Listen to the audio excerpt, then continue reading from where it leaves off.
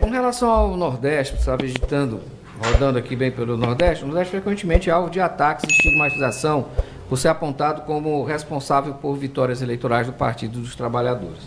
Qual é a sua avaliação sobre o discurso e como o senhor pretende dialogar com o eleitor nordestino, sem recorrer, obviamente, a generalizações ou preconceitos regionais? A gente vê isso, principalmente durante e depois das eleições, no caso, como aconteceu agora, o verdadeiro ataque de misoginia, homofobia e aí também, obviamente, xenofobia, veio tudo contra o nordestino. Eu acho que o ataque... Vamos lá, eu vou ser...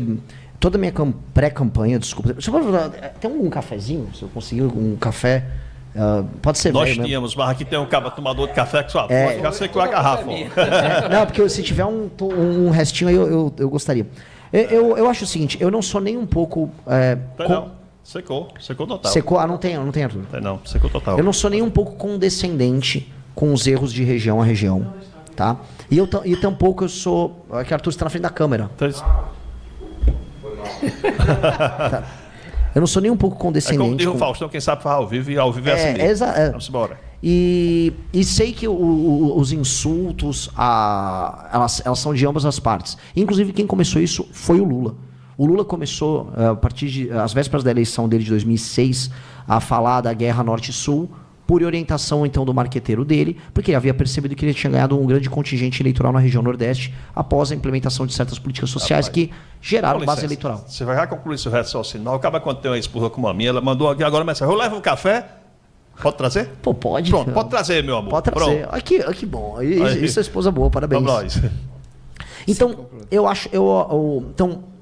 isso começou ali no governo do Lula, e eu acho que há uma briga que está cada vez mais se intensificando entre as regiões no Brasil. As regiões do Centro-Sul, e hoje isso inclui o Centro-Oeste, elas se queixam com razão que a maior parte dos recursos federais, em termos proporcionais, elas não ficam lá. Eles pagam impostos, esses impostos são enviados para outros estados, vão para as elites políticas desses estados que fazem um mau uso dessa gestão, e no fim do dia as pessoas desses mesmos estados migram para o Centro-Sul. E ainda fica artista xingando o cara do Centro-Sul. O cara do Centro-Sul está certo em ter essa reclamação. A galera do Nordeste, ao mesmo tempo, é vítima de estigmatização e preconceito? Sim, isso existe. E isso é ruim para o Brasil, porque a divisão do Brasil em microfacções, ou essa separação com brigas regionais, torna a gente menor. Nós somos um país de dimensões imperiais, esse é o termo. Nós somos um país de reações imperiais com uma capacidade de futura, uma capacidade potencial de exercer poder enorme. E nós precisamos atacar esses problemas regionais sem ser condescendente. Então, tão ruim quanto o cara que é preconceituoso é o cara que é o político que vem pra cá e fica passando a mão na cabeça das pessoas. Ô, povo bom, é isso aí, não sei o quê, babá, vou comer um com cuscuz aqui, isso aqui é maravilhoso, sem falar dos problemas. Ninguém fala dos problemas. Aqui no Nordeste vocês têm um problema gravíssimo de compra e venda de voto, que incide muito mais aqui do que nas outras regiões. Então, o eleitor aqui é mais irresponsável do que o eleitor de outras regiões na hora de votar. E não estou nem falando do voto federal, porque por incrível que pareça, falam muito, a galera do Nordeste vende voto pro Lula. Não. A compra e a venda de voto aqui acontece especialmente nas eleições municipais, que é quando as emendas são distribuídas e tocadas por prefeitos ao desvio de dinheiro, e os prefeitos, especialmente do Centrão, fazem a compra e venda de voto. Isso acontece aqui em uma escala que é maior do que ela acontece em outros lugares. E mais, quanto menor o IDH, maior a compra de voto. 2.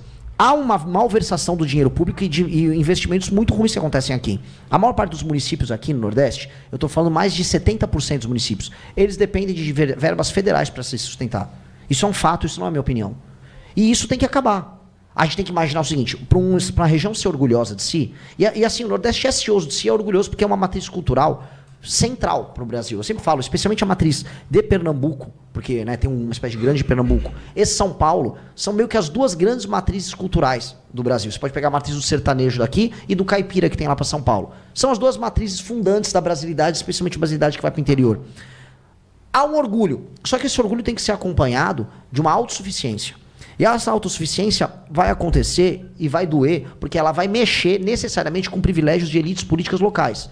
E o nosso projeto passa muito pelo Nordeste, tanto que eu falo o seguinte, para resolver a questão brasileira, a questão política, social e econômica brasileira, vai ter que resolver a questão do Nordeste. Por isso que a nossa pré-campanha começa pelo Nordeste. Porque a gente vai ter que encarar esses problemas. Essa miríade, esse monte de município que tem aqui, que só vive de dinheiro do governo federal, que no fundo é dinheiro dos estados pagadores, em bom português. Os prefeitos não fazem nada, não entregam nada, não há melhora de DH, não há melhora nas condições econômicas. E aí eles ficam só pedindo mais dinheiro, aí vai à frente dos prefeitos, vai para Brasília pedir mais dinheiro, aí o deputado aqui pede mais emenda, gasta mal isso e fica só girando um ciclo que é um ciclo político. Cara, isso tem que ser resolvido. E a gente não pode ser condescendente com isso. Eu sou o único pré-candidato que não vai ser nem um pouco condescendente. Nem um pouco. E, na verdade, o que acontece, e olha só a mágica disso, ao tratar a pessoa daqui como uma pessoa titular de direitos, mas de deveres, e os políticos vêm aqui só tratar o nordestino como titular de direito. Ah, você tem direito a isso, isso e aquilo. A pessoa se sente respeitada, porque ela se sente um adulto. E aí, cara, minhas intenções de voto na região Nordeste são muito maiores do que as minhas no Sudeste. Hoje eu vou melhor no Norte e Nordeste, que eu tenho um discurso similar e uma prática similar, eu falo sobre isso o tempo todo, do que no meu próprio estado, que é São Paulo.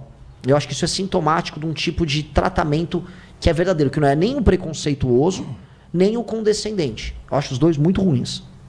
Bom, na sua opinião, até onde o Estado deve ir na oferta de serviços e garantias sociais? Que áreas você considera indelegáveis e quais poderiam ser compartilhadas com, caso, a iniciativa privada? Eu acho que quase todas as áreas, tirando o essencial como o provimento da justiça e da segurança pública, podem ter em graus diferentes a participação da iniciativa privada. Eu acho que a função do Estado é exercer o monopólio da força, portanto, as forças policiais e o sistema de justiça, eles têm que ser estatais. Agora, a iniciativa privada participar, por exemplo, da prestação de saúde junto com o setor público e da prestação de serviços de educação junto com o setor público, é bem-vindo. É bem-vindo e, na verdade, quando um cidadão brasileiro dispõe de um pouquinho mais de dinheiro, ele corre para a iniciativa privada. Então, ele corre para a iniciativa privada se ele tem dinheiro, que é porque há uma demanda por isso. E há uma necessidade. Então, eu não sou nem um pouco. Na verdade, eu não tenho nem aversão à atividade pública. Pelo contrário, eu montei um partido político. Mas eu também, assim, não sou nem um pouco avesso à participação do setor privado.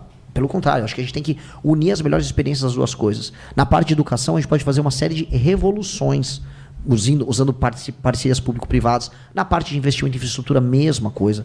Então, isso para mim é uma questão bem simples assim de lidar. João? Você apresentou há poucos instantes vários problemas e diz isso tem que ser resolvido, isso tem que ser resolvido e vamos resultar. Quer dizer, é muito comum um político chega e ter a questão da segurança, mas não mostra uma fórmula de como resolver. Tá? Quer dizer, num contexto geral. Por exemplo, o bolsonarismo, ou os bolsonaristas, ou a família Bolsonaro, pregou piamente ser contra o fundo eleitoral. Na primeira oportunidade que teve lá no Congresso Nacional, votou a favor, depois veio com a desculpa que apertou o botão errado. Né? O Flávio, o famoso Flávio Bolsonaro. A diferença do discurso para a prática, como é que ela fica contigo e aonde é que chega realmente a solução? Quando vocês me fizeram perguntas no começo, eu estou sempre trazendo propostas. Nosso objetivo é só trazer proposta e debater. Se você discordar de uma proposta, joga discordância, eu vou defender ela. Eu não vou ficar só no diagnóstico popularesco, do tipo, eu vou ficar jogando uns chavões. Você jogou o desafio dos bolsonaristas. Para quem estiver nos assistindo, pense em 5 propostas bolsonaristas agora, de Veneta. Ninguém vai lembrar. Ninguém vai lembrar porque não tem. O Flávio Bolsonaro, a campanha dele é baseada na ideia de solte meu pai. Solte meu pai. Essa é a campanha presidencial do cara. Agora, se eu voltar pro PT, quais eram as propostas do PT?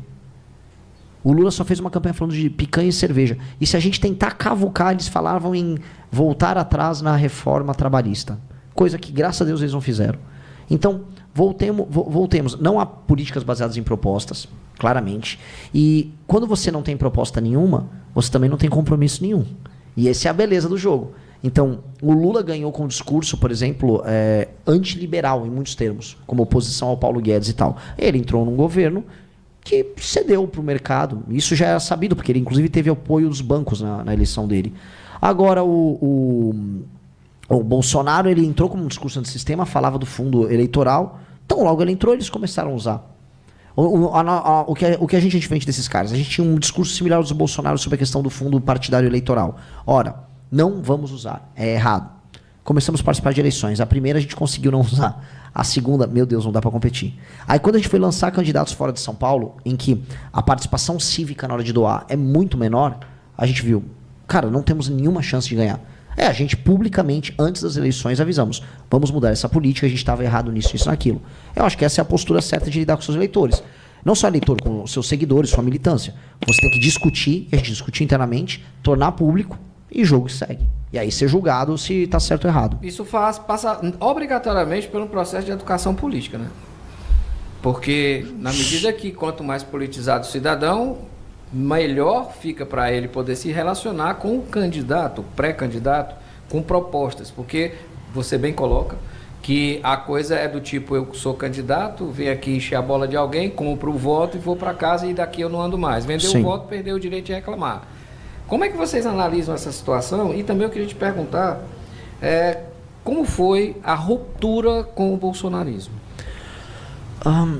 A primeira parte da pergunta ela é bem interessante, porque eu acho que as pessoas não têm...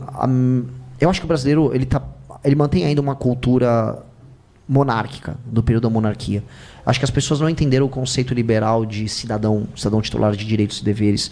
E as pessoas querem manter a mesma relação de sucerano e vassalo, como era outrora nos tempos mais antigos, inclusive herdados do período colonial. A relação que uma pessoa tem nos lugares mais pobres do Brasil com o político é uma relação de troca de favores, em que você está numa posição frágil, você ajuda o político com seu voto, divulgando ele, e em troca o político te ajuda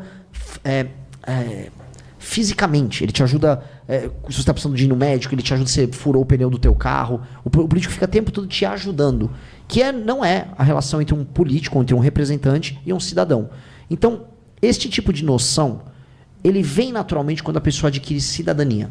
E cidadania vem com a pessoa se tornando autossuficiente em termos econômicos e em termos de educação, ela é capaz de se defender. Quando eu falo se defender entendendo o básico de matemática, português, sabendo ler um texto, sabendo entender o discurso de uma pessoa. A partir do momento que a pessoa é autossuficiente, ela passa a perceber que ela é titular de direitos e que ela pode cobrar os outros.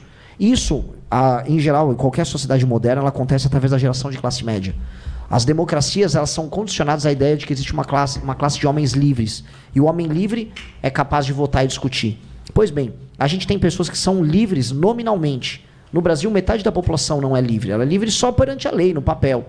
Mas na prática, ela é dependente, ela não sabe se defender. Então, isso gera uma distorção em que a democracia brasileira é baseada numa relação de abuso e troca pré-moderna e que não vai a lugar nenhum. Esse é um modelo assim, a gente fica rotando, tem democracia aqui, é uma falácia, não tem democracia nenhuma.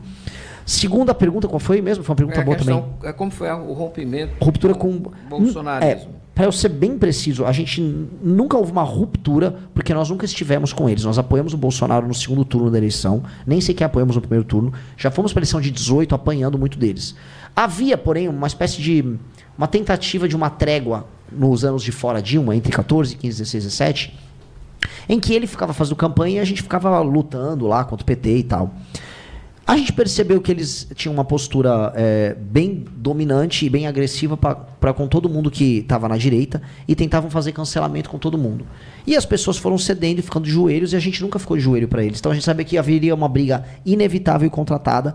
Essa briga veio em 2019, quando a gente começou a comentar sobre, vamos dizer, todos os primeiros erros no mandato dele, quando ele já tinha entregado a Lava Jato em troca da salvação do filho dele, que era o Flávio, quando havia os primeiros sintomas de um discurso meio pró-golpe que eles estavam tendo, a tentativa de mitigar a reforma da Previdência que o próprio Bolsonaro estava fazendo.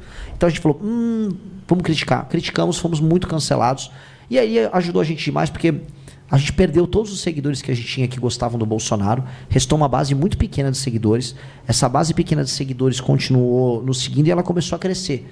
E aí hoje a gente tem uma base própria, que tem ideias próprias, que faz um tipo de política própria e que hoje nos permite ser o único grupo capaz de fazer esse enfrentamento ao que chamam de polarização entre os dois, porque na prática a gente não perde nada fazendo isso, porque o nosso público e as pessoas que nos acompanham, elas acreditam nas nossas ideias e não estão conosco porque a gente vamos dizer, afiliado a um outro grupo político.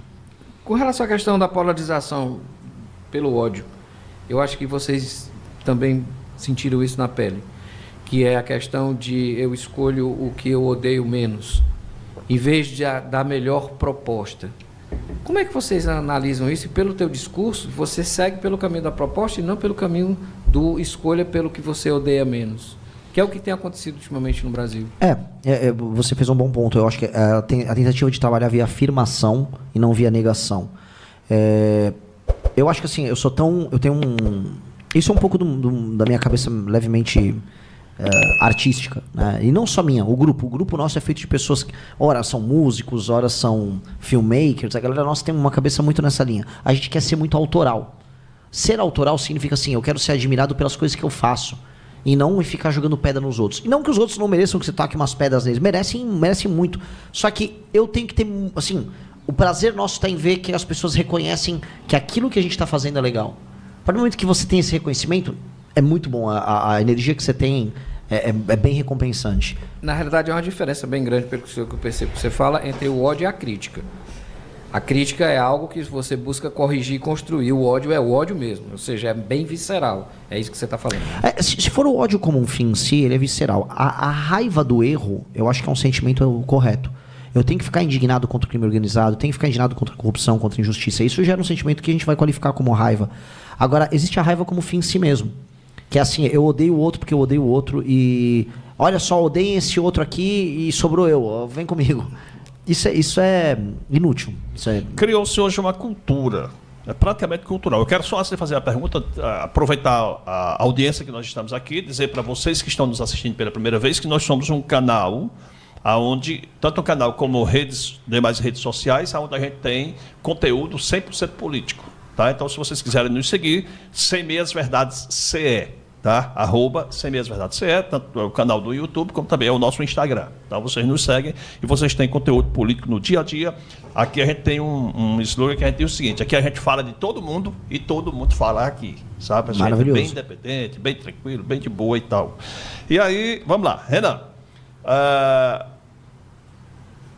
Prega-se hoje, pela direita, que existe a tentativa de uma ditadura implementada pelo STF, onde querem surfar, acabar com o direito de liberdade das pessoas, principalmente a paulada vinda por parte, principalmente do grupo aí mais ligado aos bolsonaristas, do Alexandre de Moraes. Como é que você vê essa relação do STF? Existe realmente, na sua visão, na visão do partido de vocês, do Missão, essa tentativa desse golpe, barrar a nossa democracia, ou não existe a democracia que tanto está falada? Você já me respondeu no final. A gente tem uma democracia que é disfuncional. Ela é muito disfuncional. Ela tem um sistema fechado em que você só pode participar de eleições com um determinado grupo de partidos. Esses partidos são absolutamente genéricos, eles têm donos. Para participar da eleição, os custos são muito proibitivos. O jogo político, ele se dá numa determinada fórmula, ou seja, o deputado que tem a emenda que manda para o prefeito, que junta junto com o vereador, ou seja, você tem quase que um jogo de cartas marcadas. E, no final de tudo, ainda tem a compra de voto, que é a coisa mais absurda de todas. Quando você faz esse desenho, você fala, cara... Falar que isso aqui é uma democracia plena, é o modelo do Barão de Montesquieu, é uma piada. E aí, se eu for pro topo e eu ver qual o sonho dos poderes do Legislativo, do Executivo, do Judiciário, lá em Brasília, é ainda mais distorcido. A gente tem, veja só, um Legislativo executando orçamento e executando investimento, o que é totalmente disfuncional. A gente tem o Judiciário determinando quais são as leis, através de despachos. E a gente tem um executivo que fica fazendo festa e reclamando e apontando o dedo para os outros. Então, falar que nós temos ou que nós tínhamos uma democracia sempre foi algo meio vazio. O STF, nesse jogo de poder, ele usou o bolsonarismo como um instrumento para ele acumular mais poder. E ele estava sem credibilidade no período da Operação Lava Jato. E aí, quando a Operação Lava Jato termina por conta de um acordão que foi feito entre o próprio STF e o bolsonarismo, eles vão acumulando poder. É muito curioso que a Operação Lava Jato termina, volta o clima de vale tudo e começam a estourar os dois grandes escândalos. Estourar não na mídia, mas estourar em termos de faturamento. Banco Master e INSS. Isso é gestado nesse período. Por quê? Porque voltou aquele clima de farra que havia especialmente no Lula 2 e o Dilma 1. Que era o tá tudo tranquilo, vamos ganhar dinheiro, vamos fazer negócio. Só que isso foi tão grande que a gente viu isso se dar agora no escândalo do Banco Master, em que assim, o STF está todo encalacrado, as denúncias são horrorosas. Então, esse acúmulo de poder, ele é disfuncional, mas eu não consigo falar que nós vivemos uma ditadura, porque uma ditadura é uma coisa diferente. Uhum. Assim, nós estamos nos aproximando cada vez mais de algo similar a uma ditadura. Mas não é ainda uma ditadura. Não é democracia também. É uma coisa no meio, que é um regime que a gente pode falar, por exemplo, que é uma cleptocracia, ou um regime oligárquico fechado. O ponto é, viver numa ditadura é muito pior. Ditadura a gente estaria preso por montar um partido político, eu não conseguia montar um partido político. Certas pessoas que organizam manifestações não conseguiriam fazer essas manifestações. Então, é diferente. Na Venezuela, que é uma ditadura, você não consegue fazer essas coisas. As pessoas morrem, você tem tortura.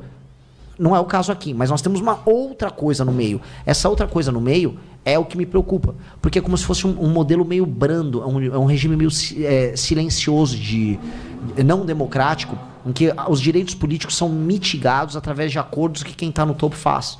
Então quem está no topo pode tirar a candidatura de alguém, o STF faz isso, pode prender alguém, pode fazer um acordo e salvar alguém, e o jogo político ficou nesses termos. Desculpa aí, pessoal, pela... Inclusive dentro do próprio Congresso, né? Que inclusive com sentenças já julgadas em trânsito de julgado, resolvem dizer que não vão caçar um determinado deputado, né? Ou seja, a regra também não se respeita. Exatamente.